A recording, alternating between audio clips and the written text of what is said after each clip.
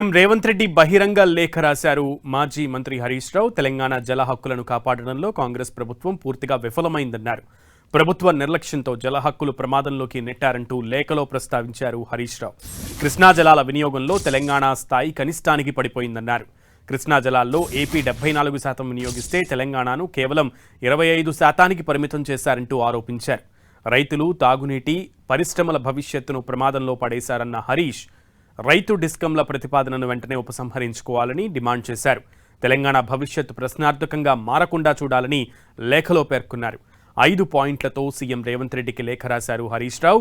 Lift irrigation ప్రాజెక్టుల నిర్వహణలో తీవ్ర నిర్లక్ష్యం వహిస్తున్నారని ఆరోపించారు.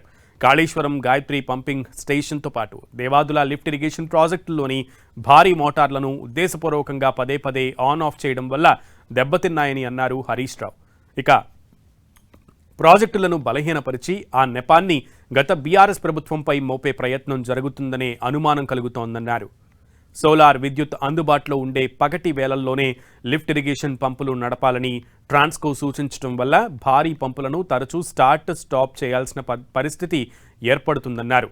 పంపులు, మోటార్ల నష్టం ఈ విధానాల వల్ల జరిగి ఉంటే కాంగ్రెస్ ప్రభుత్వం బాధ్యత వహించాల్సిందేనని అన్నారు. టీజీఆర్, పీడీసీఎల్తో లిఫ్ట్ ఇరిగేషన్ ప్రాజెక్టుల పంపింగ్ కార్యకలాపాలు పరిమిత సమయానికి కట్టడి జరిగే ప్రమాదం ఉందని హెచ్చరించారు. విద్యుత్ లభ్యత ఆధారంగా పంపింగ్ను పరిమితం చేయడం రాష్ట్ర జల హక్కులకు విరుద్ధమన్నారు హరీష్ రావు. లిఫ్ట్ ఇరిగేషన్ ప్రాజెక్టులకు పంపింగ్ సీజన్లో 24 గంటల నిరంతర విద్యుత్ సరఫరా కల్పించాలని డిమాండ్ చేశారు. తెలంగాణకు రావాల్సిన కృష్ణా, గోదావరి జలాల పూర్తి వినియోగం కోసం తక్షణ చర్యలు తీసుకోవాలన్నారు. ప్రధానంగా రైతు డిస్కం ప్రతిపాదనను ఉపసంహరించుకోవాలని డిమాండ్ చేశారు.